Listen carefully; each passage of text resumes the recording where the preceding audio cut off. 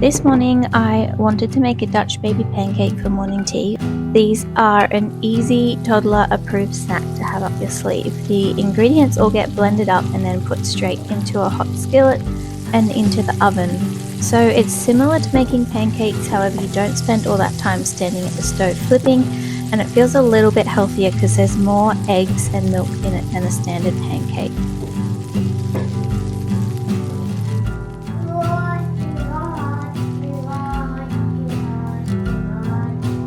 I serve this with Greek yogurt, maple syrup, and the berries I had just picked.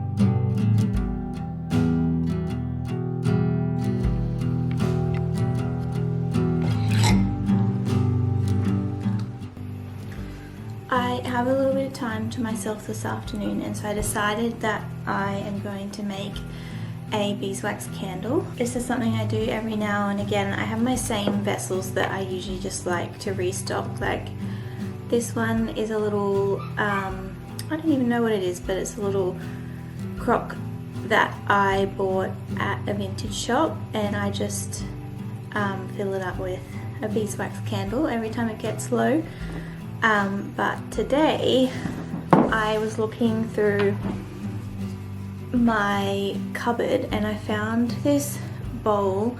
It's like a decorative bowl that I never really use, but I just thought it would make a really lovely Christmassy looking candle, like one of those big ones where you have several wicks. So I thought I'd try that. I'm hoping I have enough beeswax left to actually fill it. And I also don't know, beeswax, often the candles don't work quite as well as if you make like a soy candle or something, and they can crack. So I think there is risk of that being a bigger vessel. But I want to give it a try and see. If it doesn't work, I can just melt down the beeswax again and make a different one. So I have everything I need here. I follow a recipe from the blog Our Oily House, and so I've measured out the amount of beeswax that I need, and then you also just need coconut oil. And I bought a candle making set off Amazon a few years ago, and I still keep, they just came with so many wicks that I'm still working through that. So I have my wicks here, and of course my bowl. So the first step is I will melt down the beeswax and I think half a cup of coconut oil. So I'll go and do that now.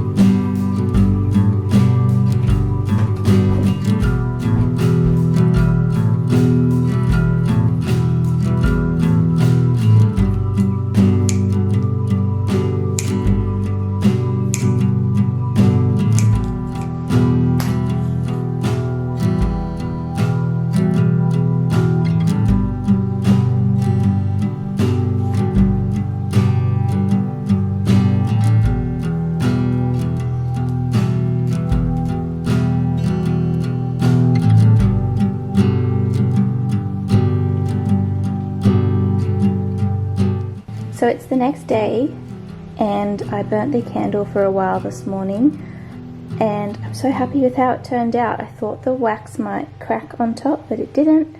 The only thing is, even though I burnt it for a couple of hours this morning, it didn't burn out to the edge. So I don't know if that's because I should have put my wicks further out. Maybe I'd try that next time. It just means it'll burn down the middle and have a lot of wax left over on the outside, but I will just then, once the candle's burnt out, I'll collect that wax and melt it down to make another candle, so it's not like it'll get wasted.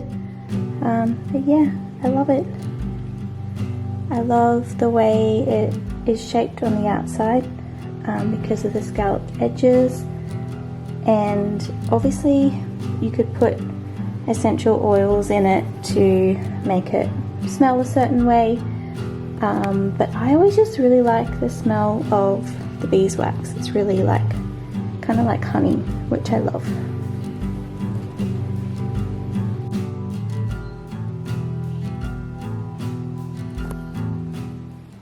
So I found this pair of linen covered lampshades. There is a little bit of discoloration on them, so originally I was thinking that I would cover them with fabric. There's some marks there, but I haven't fully decided about that yet because I do quite like the colour of them. So there's two there, which is always exciting when it's a pair.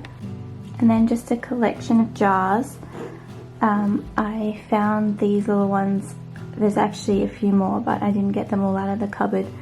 They were only, I think, 50 cents each, and I really like them for candles. So I hosted an afternoon tea recently where I put some little beeswax birthday candles in them, so that's what that is on the inside. But I couldn't help but get these, and then just when I was making the beeswax candle yesterday, I was thinking how I think turning a couple of these into little beeswax candles could be really nice, because you'd see the lovely yellow of the wax through the jar. So I'm thinking about maybe doing that at some point. And then every year I have a dream of growing enough produce to preserve some. I never really make that happen, but I couldn't go past these Fowler's jars. They're really nice and clean, and then I got a couple more too that I just left in the cupboard, so I picked those up. In the baby section I found this little photo frame. I just really liked the little blue tulips all around the outside. I really love vintage wallpaper and fabrics, and I find a lot of inspiration in those at the moment for interiors and things. And these reminded me of like the little hand stamped wallpaper patterns that you sometimes see, and so I picked that up. I don't really know where I'm going to put it yet, and the frames are quite small, so I was wondering if maybe little Polaroids would fit in there, but I'll see where I end up putting that.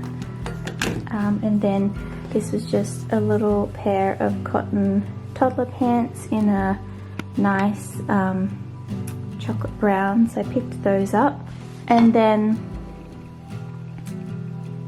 this was the most exciting purchase that I had found. It's this little made in Italy ceramic plate with a poppy printed in the middle, and I also really loved the kind of engraving all around the outside. But the reason I was so excited about this one is I had been thinking that I wanted to get something really small and subtle in with a little pop of red, because I recently made these fabric curtains for this room with a little bit of, it's like a soft red, like a pinky red, and that's a colour that is new to my home, so I didn't really have anything in it. I didn't want to bring it back into this room in a big way, but I did feel like I needed one other little piece in here just to tie it together, and so I couldn't believe it, when I found this plate because it's the perfect little pinky red and it's just really subtle. So I keep it up on my kitchen hutch, which is just on the wall next to the curtains, and I really like the way it ties everything together.